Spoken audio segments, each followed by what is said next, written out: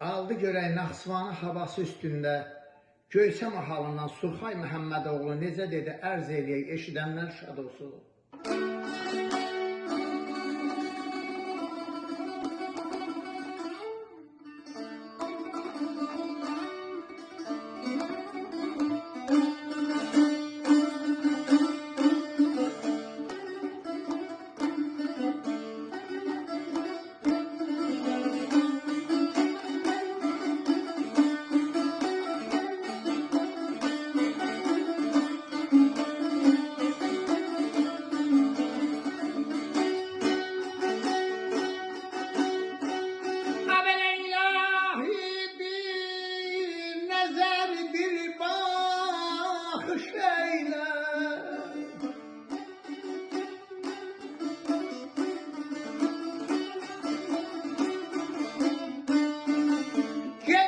Kendimizi verin, kaydım, kaydım, kaydım, kaydım, kaydım.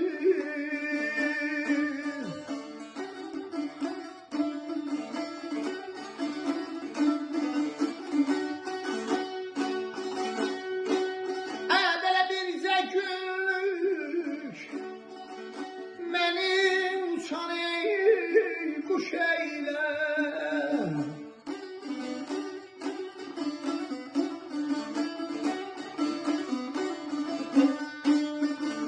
Gedim kendimizi verin, kaydım, kaydım, görün ben kaydım, kaydım.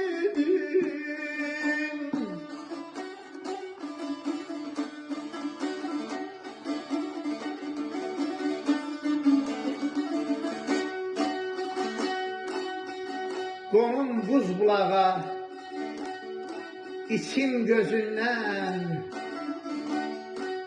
soruşum əhvalın kəndin özündən. Sonra deməsinlər, döndü sözündən, gedim kəndimizi, görüm qaydım.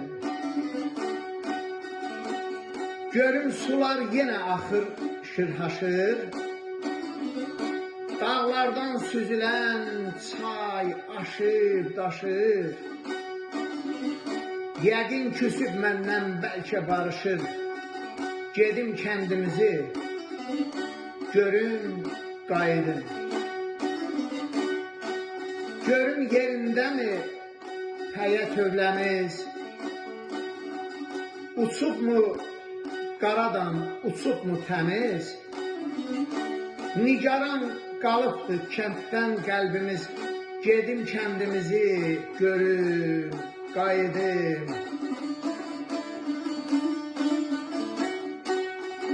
Qədim yurt həsrətli, yurt miskillidir.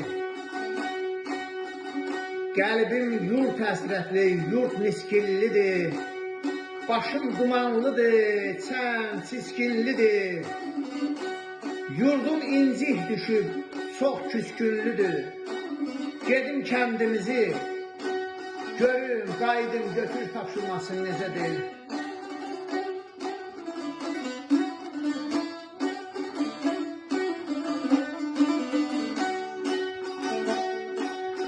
Belə nuruda pəmbəkdə doğma vətəndir.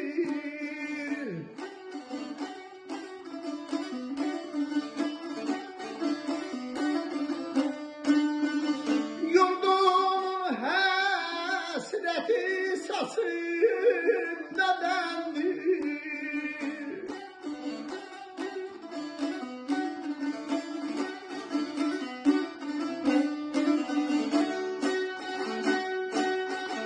Surxayın həsrətin bir anlıq dindir. Gedim kendimizi görüm, qaydım ayağına, qaydım ay eller.